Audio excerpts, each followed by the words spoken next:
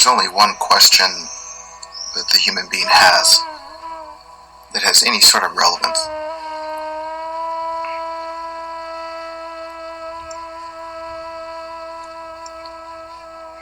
And that question is, what am I? Sometimes heard as, who am I? Ultimately looking to understand more clearly,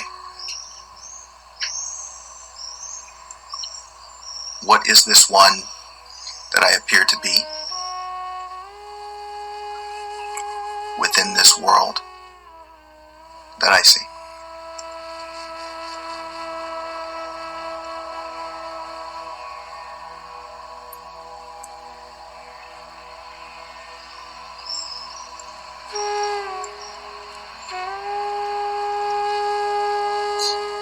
I invite you to investigate a depth of sincerity that sees that question in every question you might have.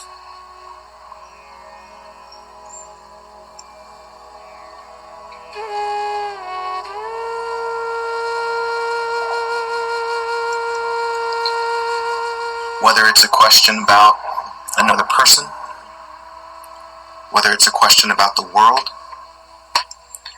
question about what was, what will be. What do you really want to know? Why even ask the question?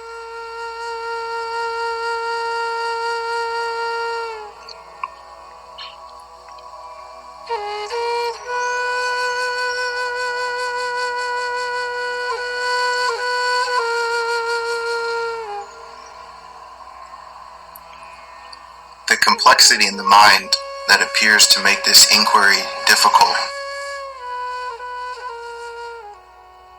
in some ways can be stated that the difficulty is the belief in the question.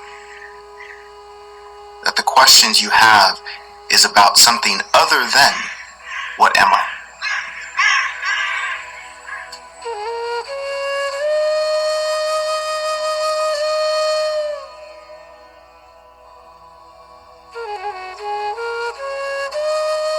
It's like recognizing any attempt you have to define me is really an attempt to define you.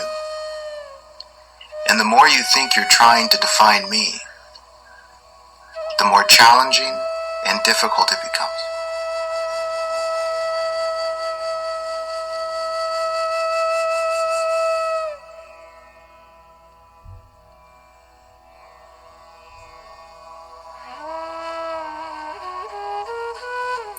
And this points to what seems to be the absolute need to define someone else.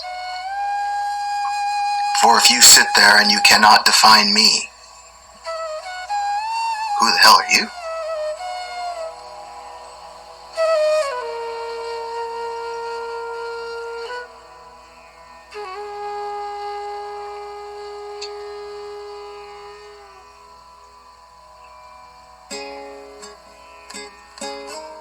If you cannot get a grasp on why the world does what it does, how can you understand why you do what you do?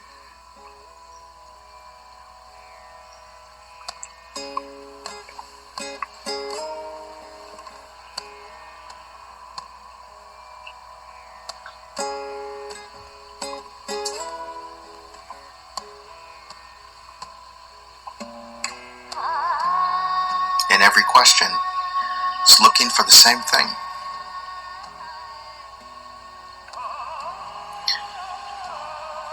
So we can either dance around an infinite array of questions that aren't really the question, or we go straight to the point.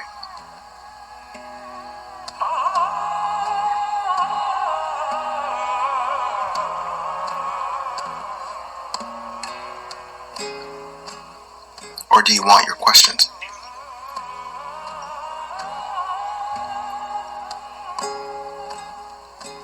Do you want to really believe that you're questioning about something other than the one who is?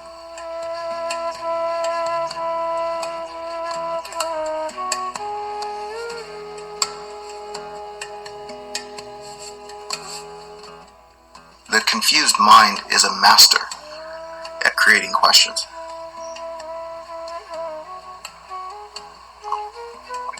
Often starting with the phrase, "But what about?"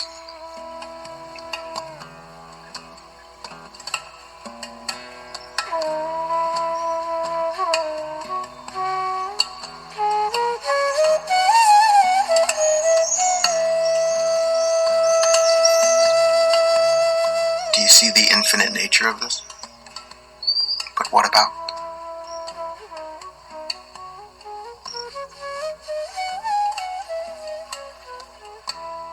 But what about? But what about? But what about?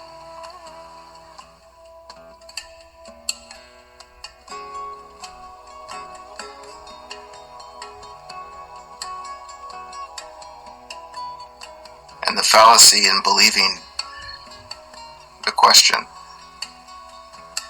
only means you will believe the next question. Thinking you got an answer, but it only led to yet another question.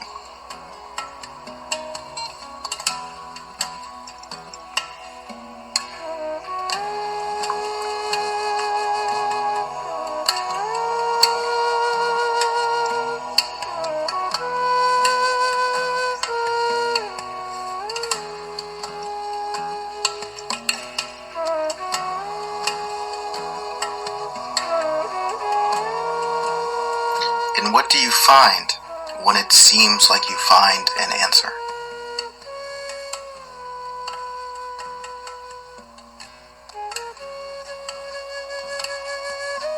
At the end of whatever poetic response I might conjure up, once it's satisfied, what are you left with? All is well.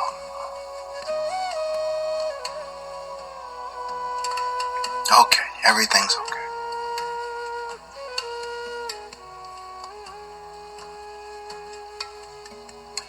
Effectively, the answer shows you that the question isn't really a question.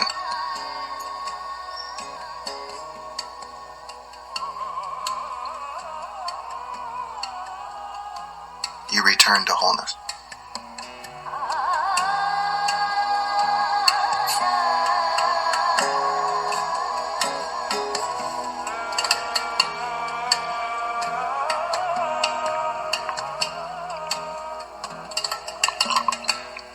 Do you want the wholeness or do you want your question?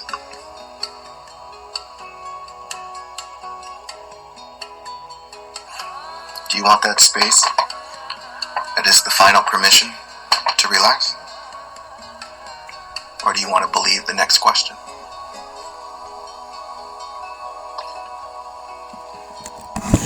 And is this not the difficulty we find after we leave satsang? But what about? I forgot to ask.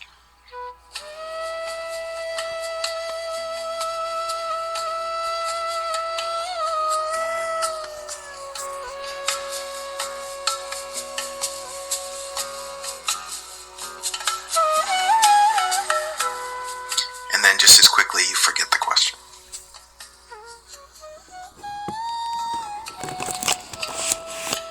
Many of you can't even remember the question. As such, every flavor of anxious movement shows itself only because there's a question. But what about?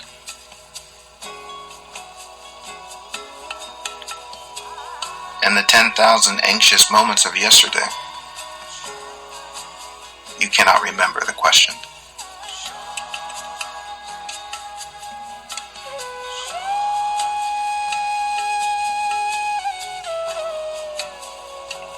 And yet, in order for that internal disturbance to show itself, there must be a belief in the question.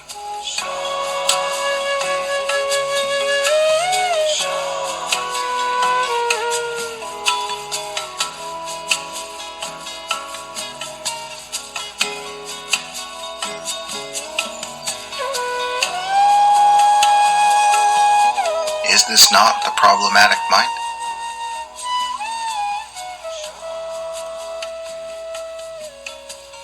An unending display of unanswered questions. Is this not the motivation for seeking? If I could just find the answer to my question.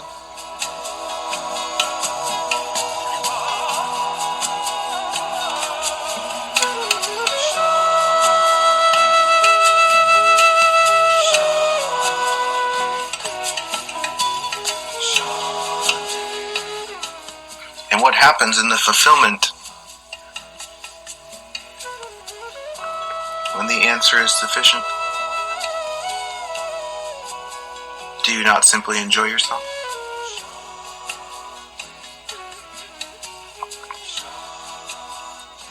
Do you not simply be?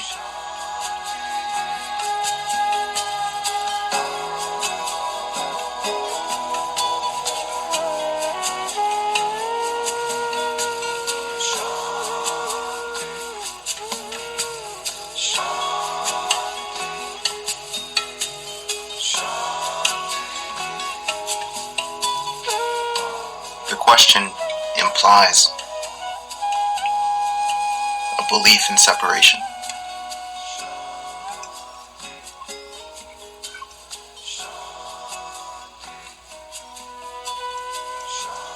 For what is a question other than an unanswered part of something? Missing an answer. A problem unsolved.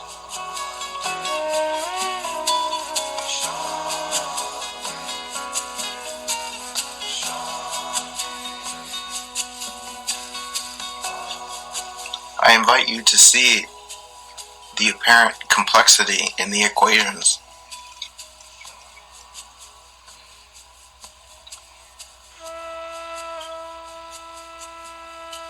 How many different pieces you can imagine,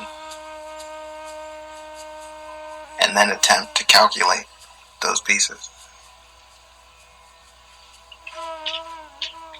What are you even calculating?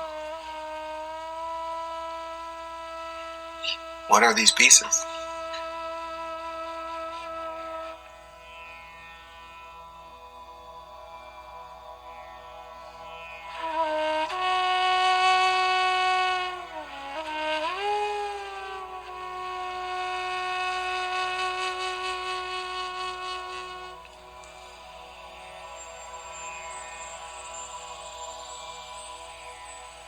As you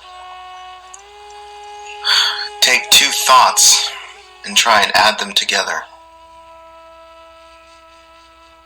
it gives you 4 more thoughts to question.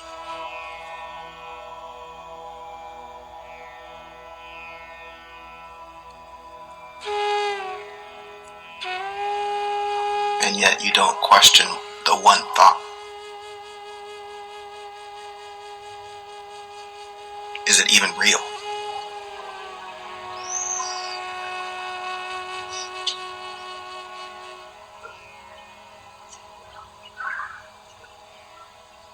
Is it even relevant?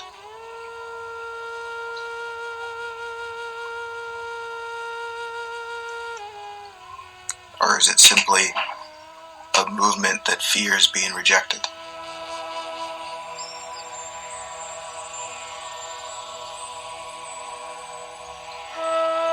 Starting with a premise that believes in something that's impossible.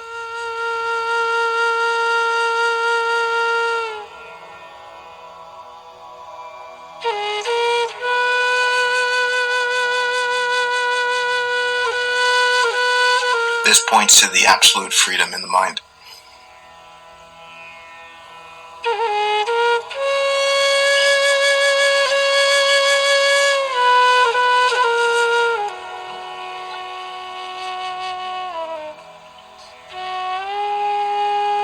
It's recognizing that the mind can never find you. The mind can never answer this question of what am I?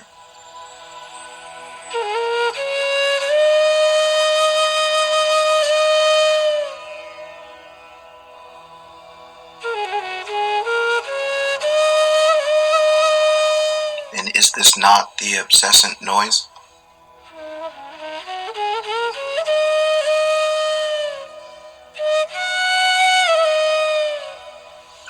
It's like a Google inquiry. Who am I? And you feel required to filter through all 10 million results. Maybe I'll find the answer in here. And yet the only thing in there is what's been put in there.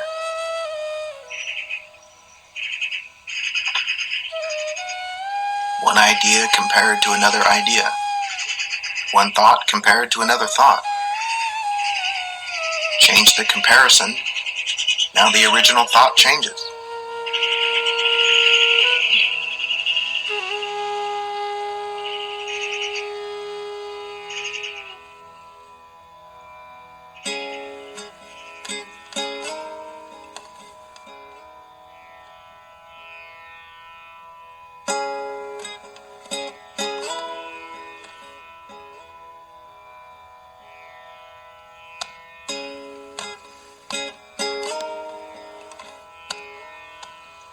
It's important to see the impossibility.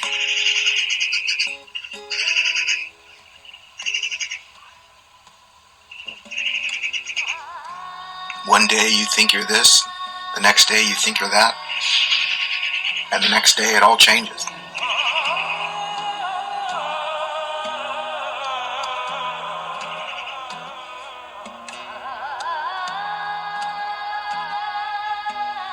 It's like trying to build a house with clouds.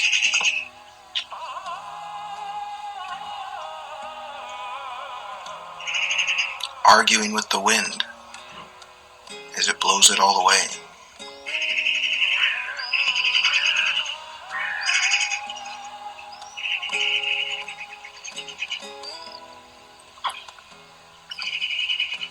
And so determined you become. Saying, next time I'll find a better thought. Next time I'll find a better answer.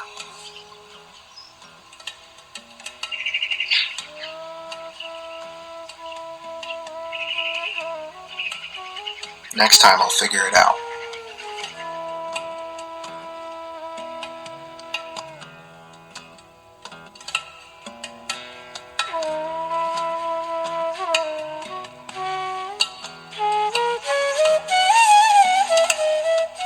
This is why forever it's been said, the answer to the question, what am I, is I am.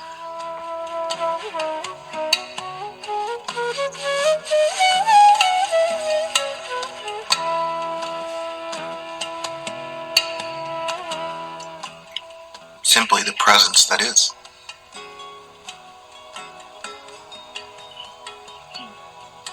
And I have to ask you, is that not enough?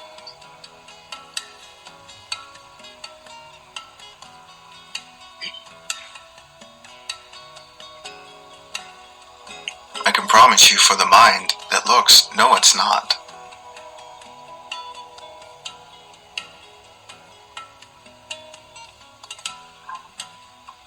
Of course, this is why the mind runs from silence.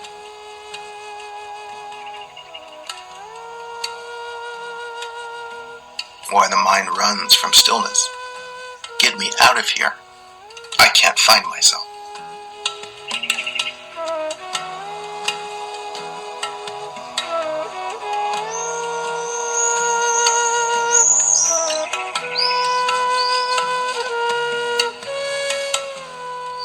And yet, no matter where we run, no matter what idea we attempt to hold on to, we find ourselves right back here in the silence, the emptiness, a profound aloneness that we are so terrified of.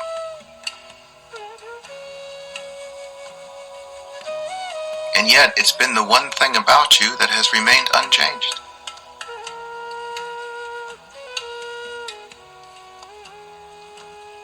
The one part about you that has been untouched through all experience.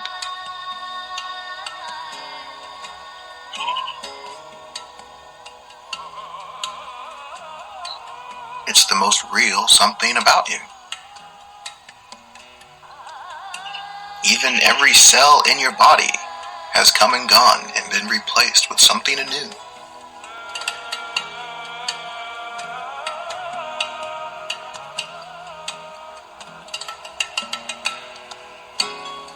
You can't possibly be that which is changing.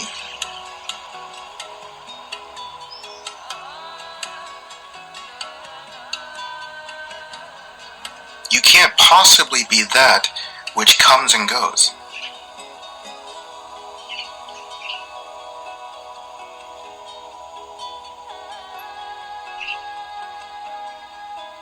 Life is not defined by winter, nor defined by summer. Life is what allows them to be.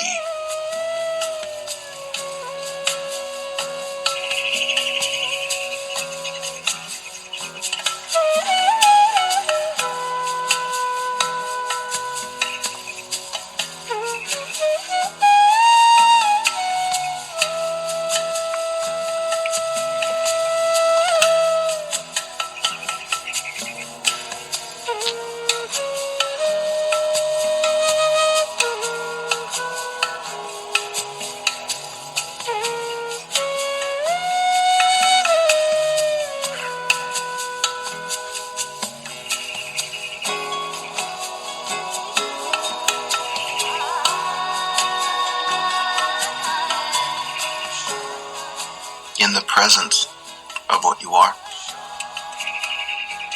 the stillness, the awakeness,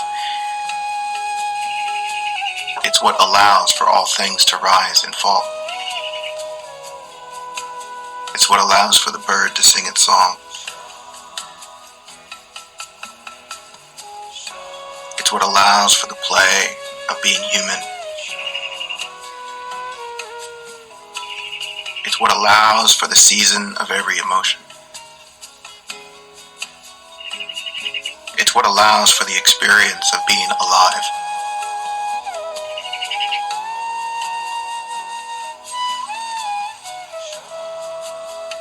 All that is contained within this I am, within this presence of being, will come and go. Nothing to hold on to, for that is not the point. To capture the butterfly, you stick a needle through its heart and pin it on your wall, subsequently killing the magic of life. All because you wanted to capture it. Clearly not seeing, as the butterfly dances, you saw what you are. The space that allows for such beauty to be seen. Any attempt to capture it is to see yourself as separate from the magic.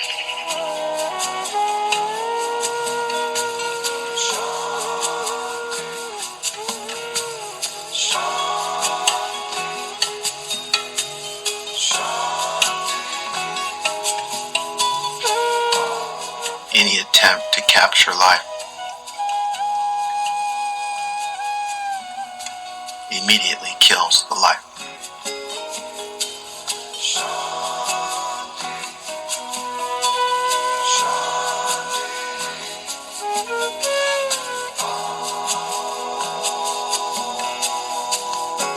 To capture is the attempt to define yourself.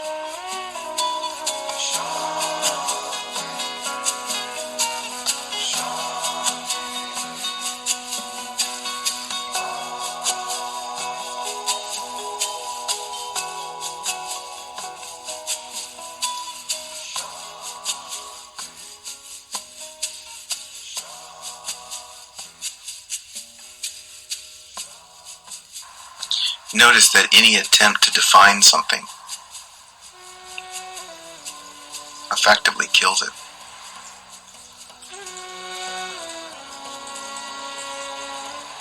Any attempt to define yourself as this or that.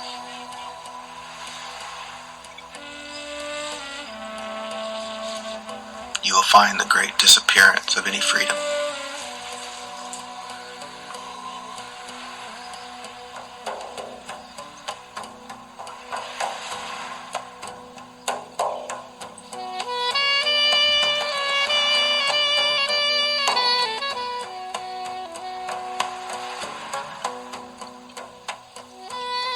you not see that this is what the whole world is doing?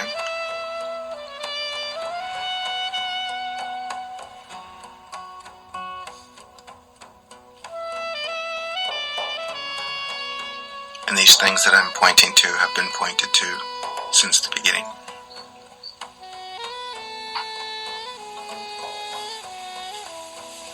Not saying anything new. Because there is nothing new. There's only to remember what's always been. You are not this or that. You are the I am.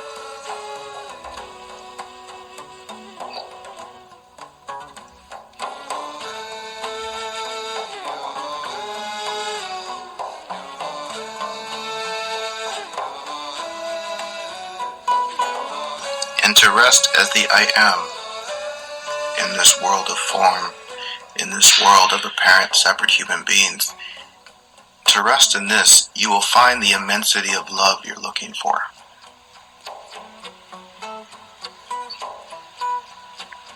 However, to define yourself, you will only find violence. To find yourself, you will find separation, division.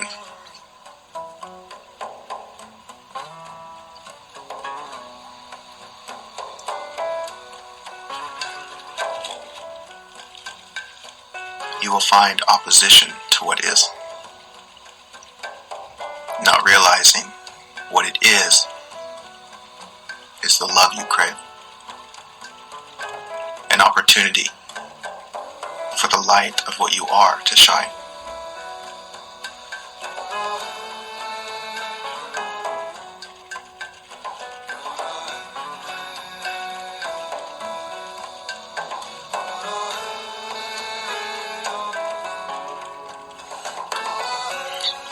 I was just down at the cafe again before Satsang,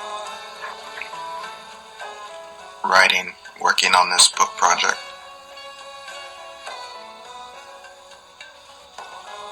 And I was sharing an example of the ways we unknowingly limit ourselves and cut off the obvious flow of love waiting to be seen. And again, these things are said simply for the one who wants to see. It's not said to the whole world.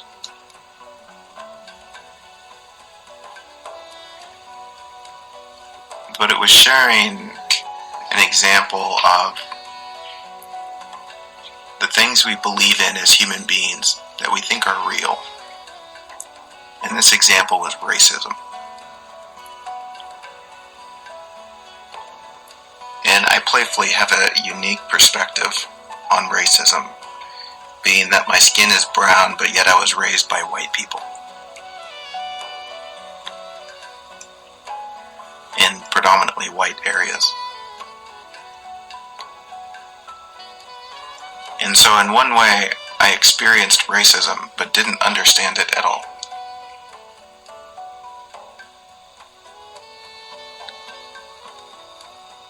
And when I was in the second grade, one of the troubled kids shouted loudly at class, "You're such a nigger." And I was more confused and curious than I was offended. I had never heard that word before.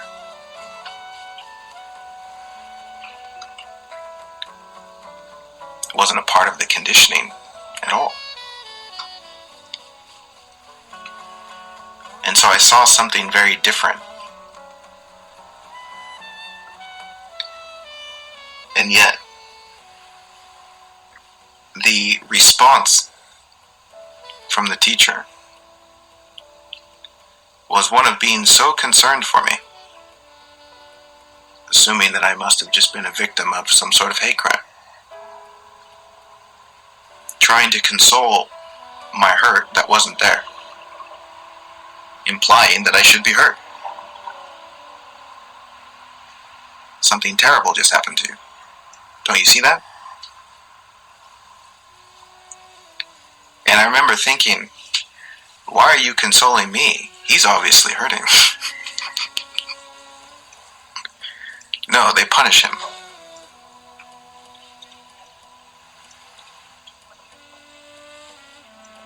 Naturally, him and I became friends. He just wanted a hug.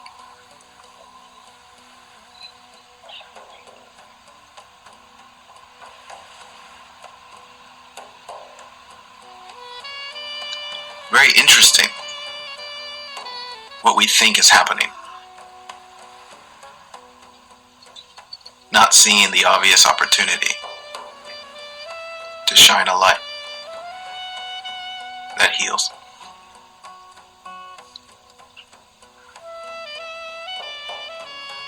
To be offended is to look for myself. To be offended is to want somebody else to like me, when maybe they're just hurting. And in that offense, all I could do was respond with more violence. And we wonder why such things escalate so quickly.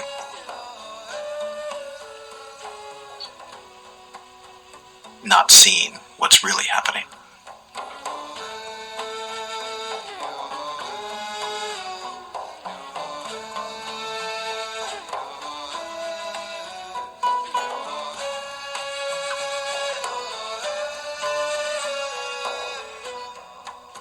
To look for yourself, you will forever be lost.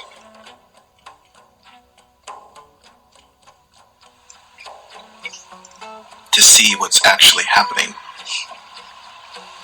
you will find everything you've been looking for.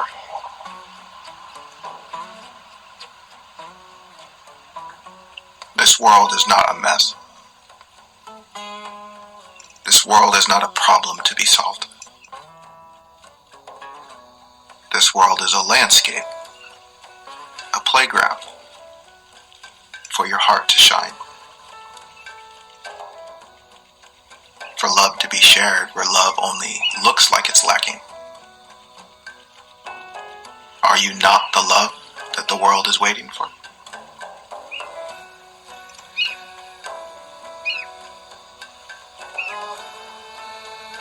Or are you so concerned with finding yourself?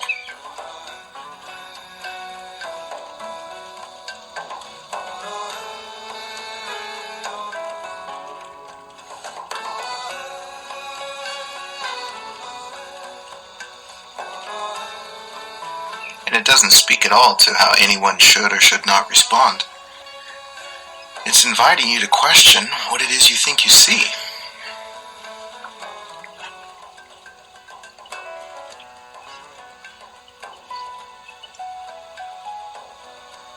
Clearly, this little boy was not being violent to me.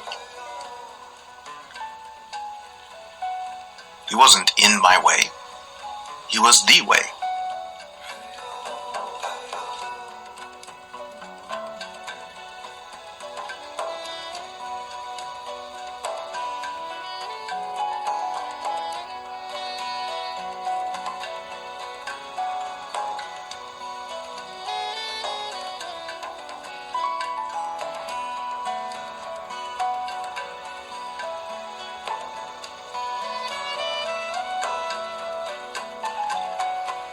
There's a great comedy in the idea of waiting.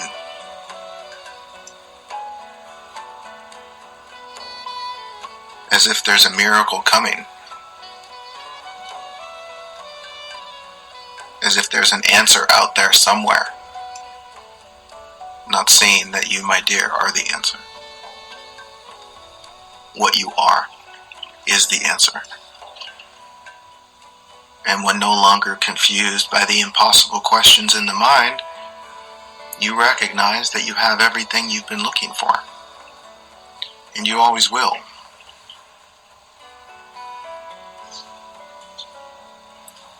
No longer feeling separate within yourself, you will find an infinite supply of all things desired, and then you simply give it away to the world.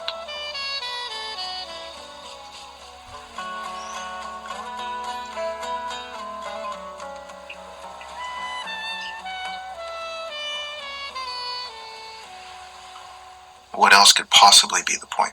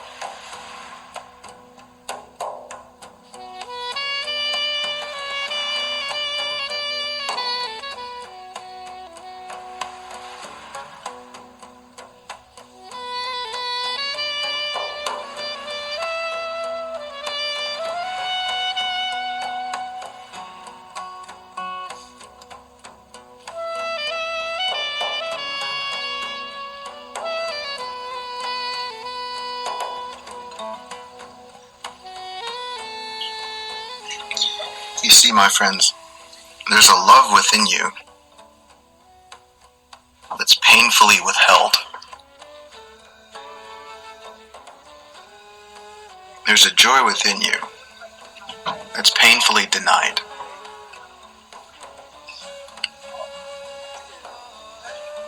And in more or less ways, these things are denied and withheld because the world won't validate you.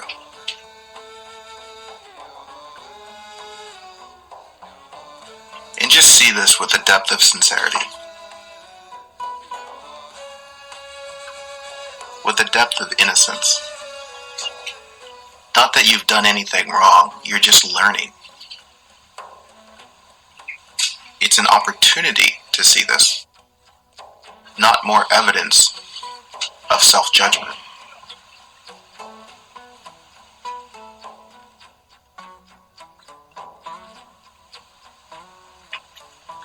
If someone insults you, you withhold love.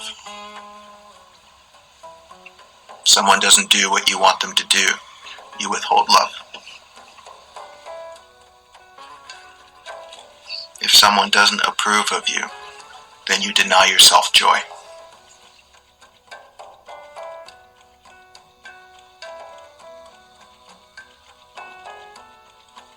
Do you see that this is all an effort to find yourself? To hold on to yourself?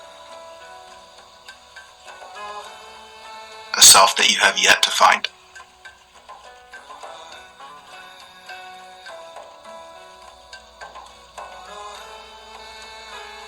And the confusion is, even in the play of coming to this talk, for some, not for all, is that if I could just find myself, then I'll share love.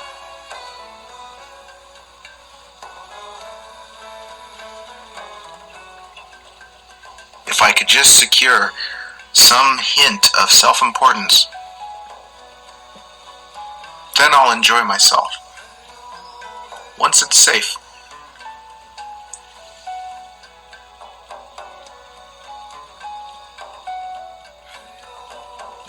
Once I can know everyone else is wrong.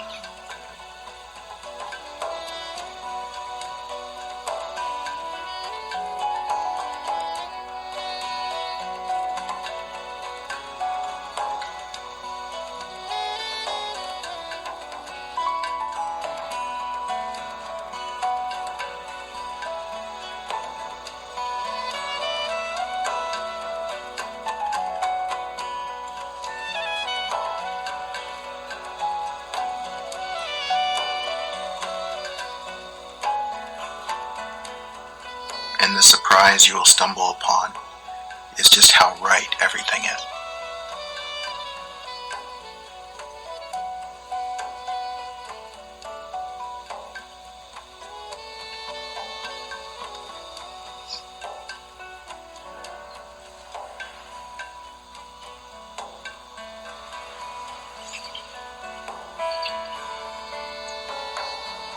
including the perfection of what seems to be your own confusion.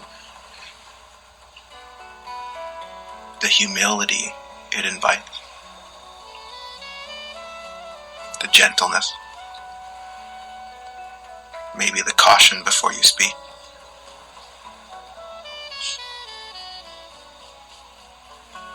No longer being so quick to believe what you think you know. Carrying fewer words and bigger ears.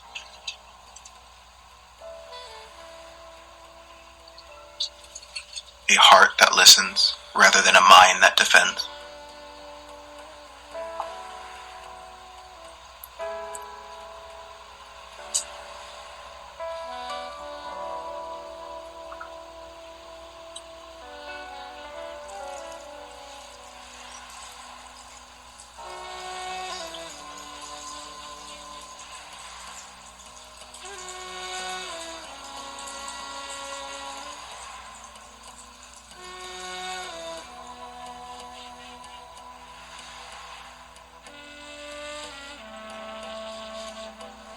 You see, the battle for the human being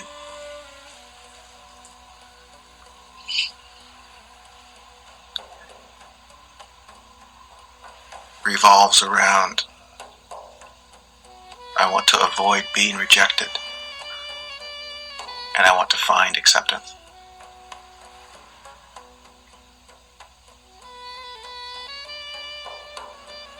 It's all the chaos of thought. It's every barrier that withholds love. Just see that.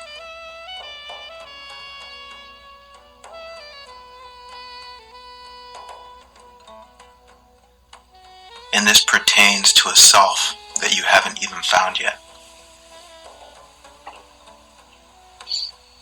More or less, it's, I want my future self to be accepted.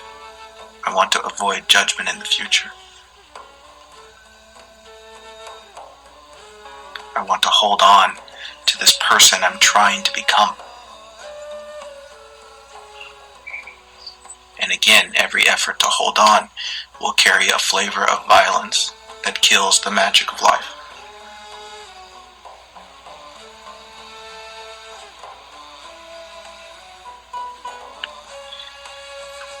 This is why in seeing the truth of things, there is nothing real called acceptance and nothing real called rejection. It's impossible.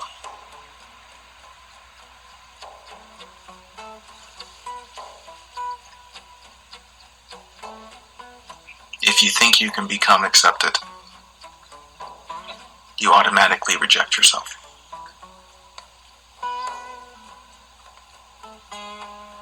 If you think you can become rejected, you'll walk around with a defense that wonders if it's safe to love. Is it safe to enjoy? Is it safe to move sincerely? Is it safe to be open? I don't know, I might get rejected. Someone might call me a name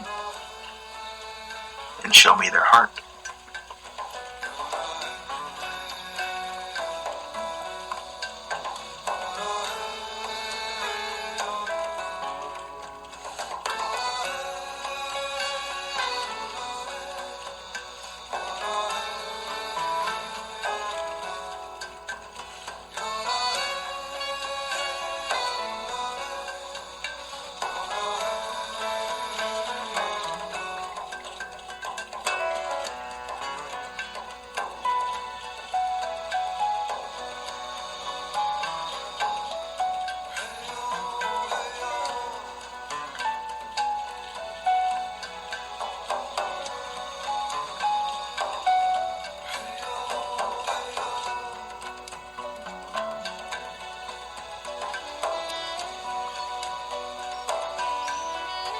You see, this is the sacrifice.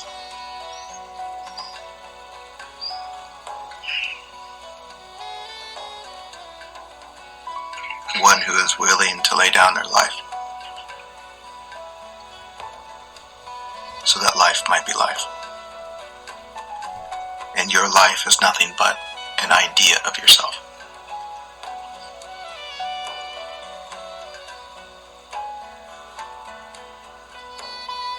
Are you willing to lay down a sense of self-importance so that you might see the heart of another? Are you willing to receive insult so your friend might unburden their heart?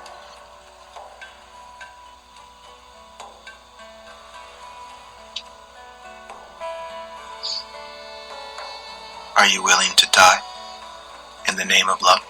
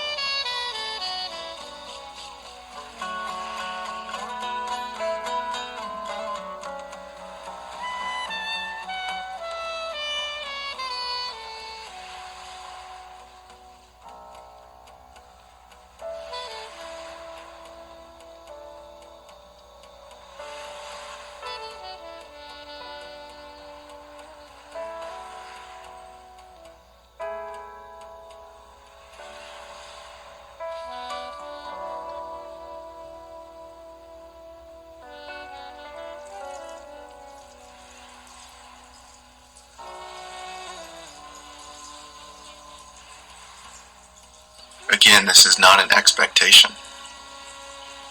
It's not a should or should not.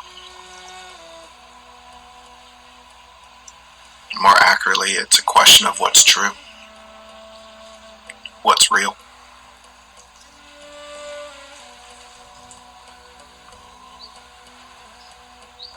Not real for others,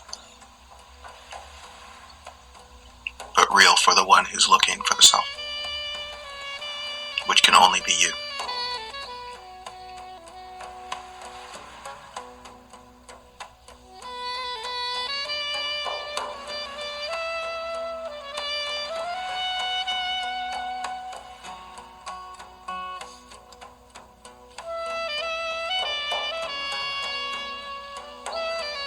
Do you see that everything that you might hate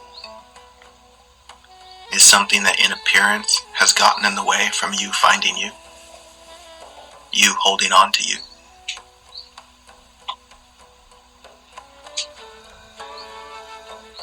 Your argument with life, somehow it doesn't seem to care about you wanting to be approved of.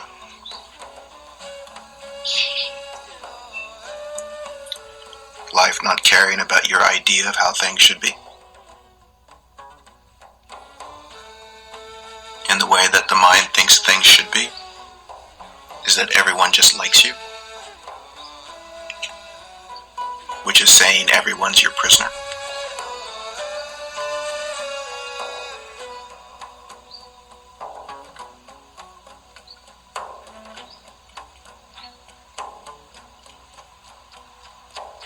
That's not going to work out so well.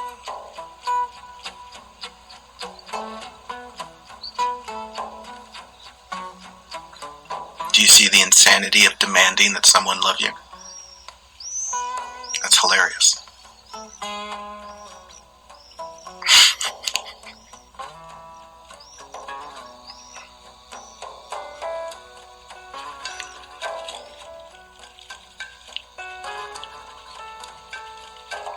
If anything, the only way to invite someone to love you is to let them hate you and love them anyway. Which is to not need them to love you at all.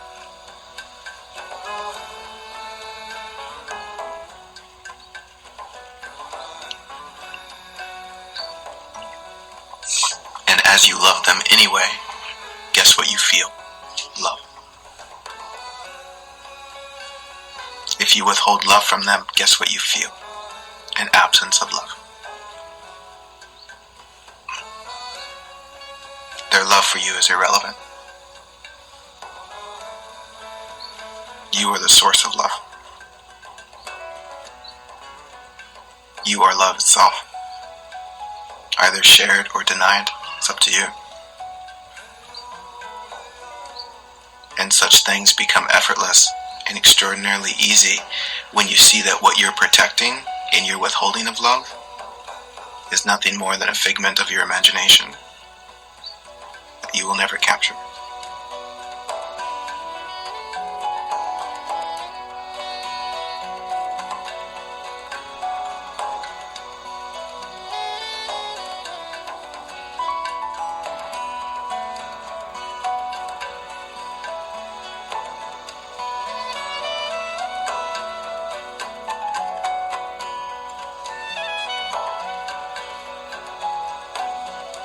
This love is not a movement that says, I love you, therefore I will give you what you want. It's a love that says, I love you regardless.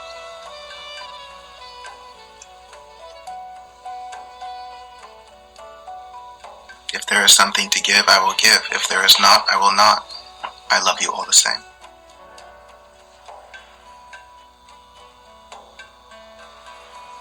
My love is not bound by a condition of this or that. It's ever flowing beyond condition.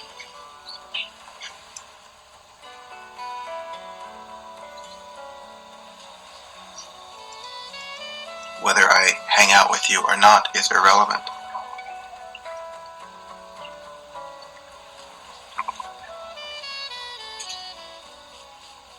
As such, the freedom of this love is a freedom that's extended.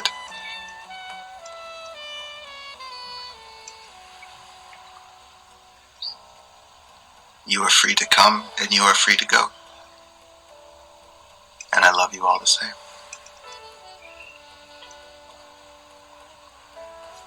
You are free to be you.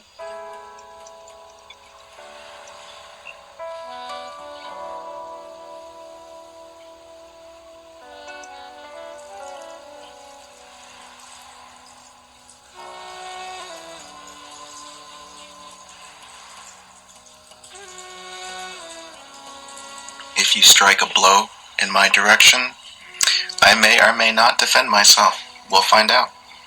I love you all the same. No expectation. No should not. Let's see what love does.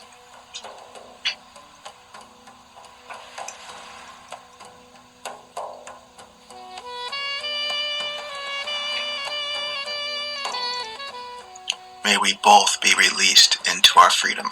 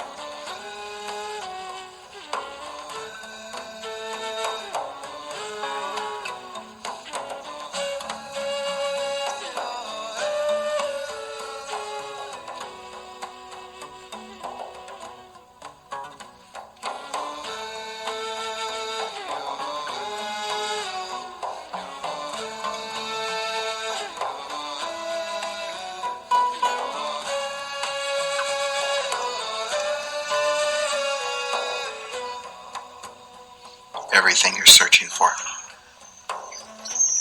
is just this.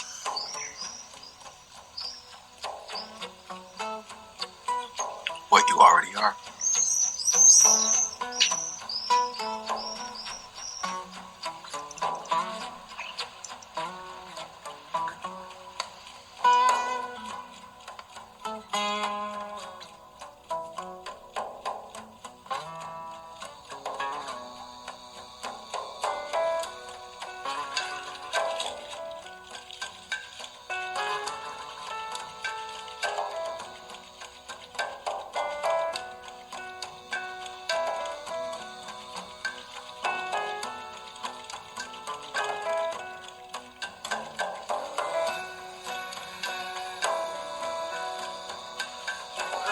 The social dynamics of this are hilarious.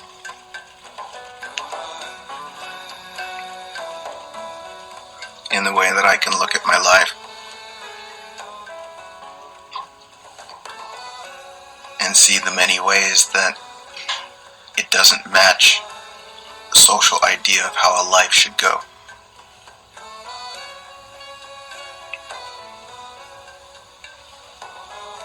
I didn't get all the things that supposedly were needed.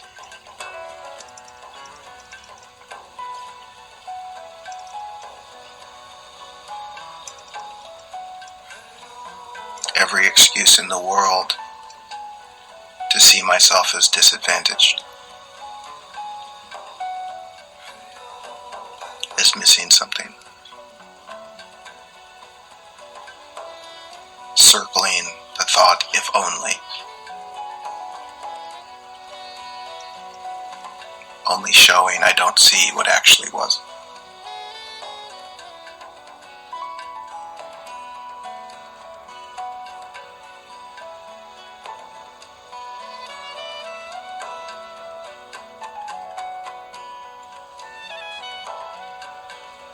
The hilarity is that we create a social construct that resembles some image of perfection, and we can think if we can just get there, but yet no one has ever gotten there. Upholding an image of the perfect family, no one has that family.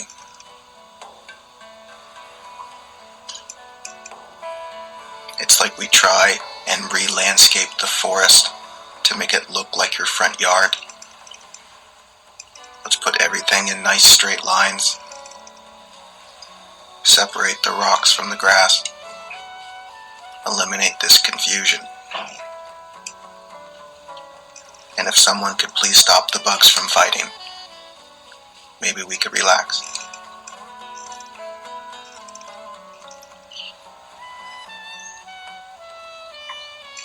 Not realizing the perfection in what the mind sees as chaos is really a divine symphony.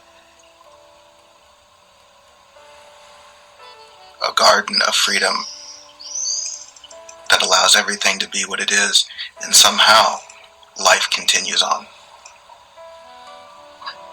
Somehow the leaves fall perfectly placed. Somehow the seasons change right on time.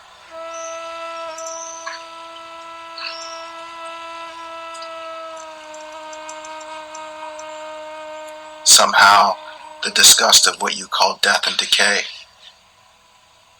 serves a purpose that feeds all of life. This too, we can bow.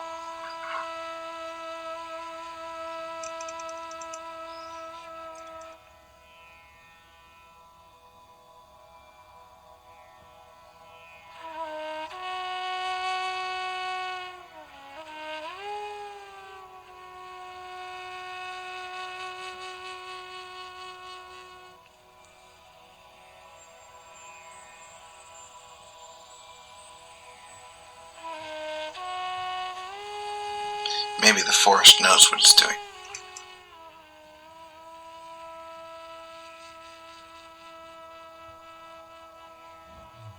And maybe in what appears to be the forest's non-concern with your judgment isn't discompassionate. It just understands that you don't understand.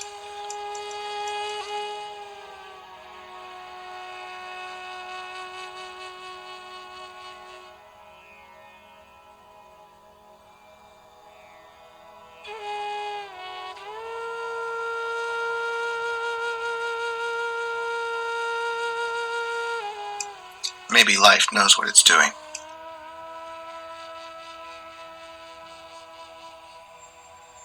Maybe its billions of years have figured it out. Or your few years must know something that life does not.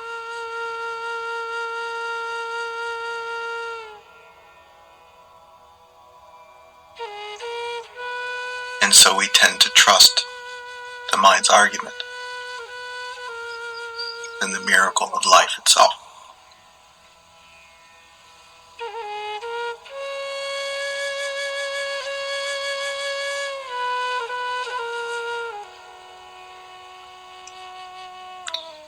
trust the mind's questions.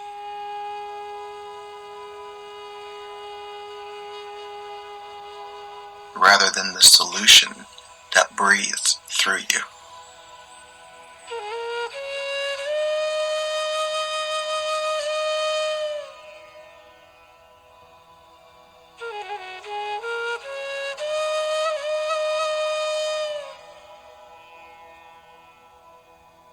It's a fascinating thing to see that your argument with the falling leaves isn't really about the falling leaves.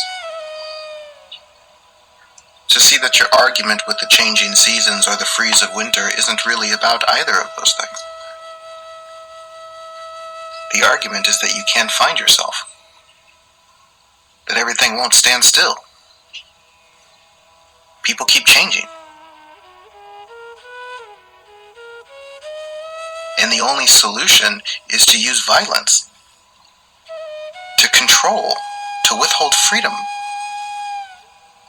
to deny love.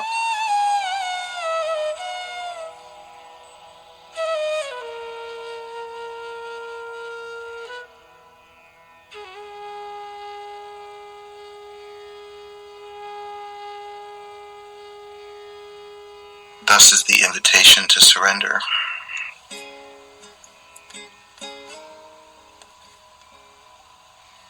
To surrender the argument, because you see the argument isn't really about life.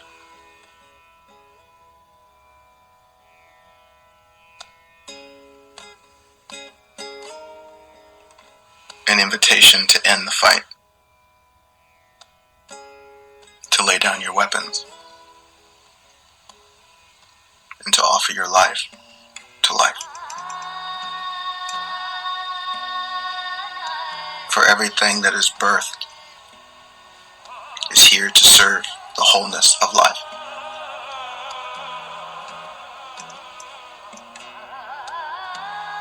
In the simplicity of a flower being a flower, it cannot calculate its value. It knows not where its pollen flows. It doesn't even try. The flower simply being the flower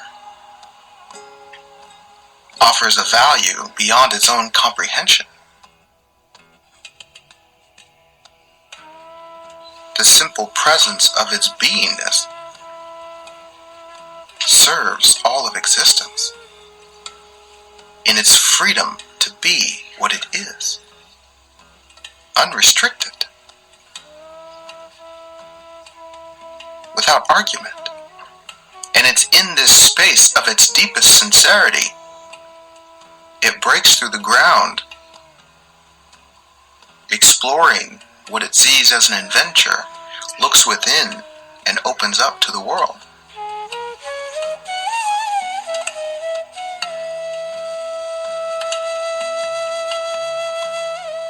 It blooms and shares its aroma with all who pass by. Yes, some like it and some don't. Matters not to the flower, for the flower is the flower.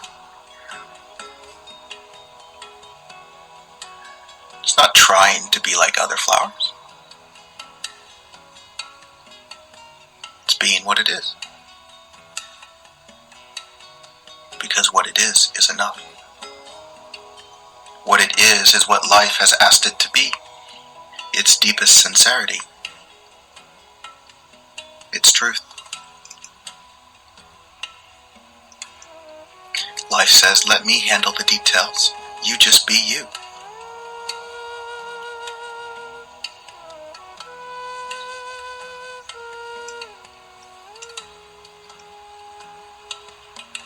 I've created you.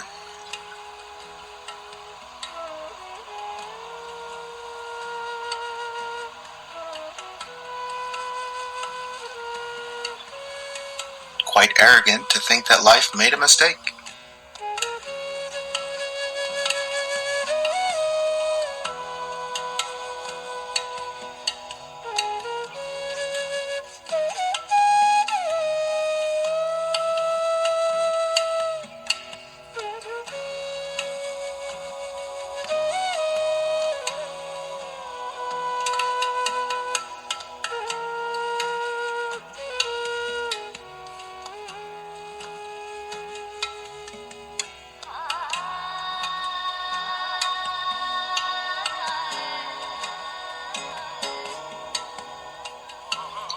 If you think that life has created a mistake, you certainly have not seen what life created.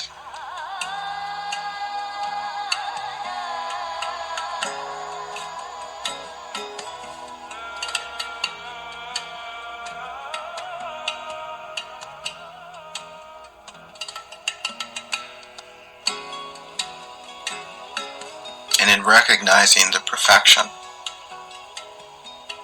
your only option will be to relax into your naturalness, giving thanks for all that is, sharing your heart with the world, forgiving every imagined transgression, for it's only an opportunity to share the love that you are.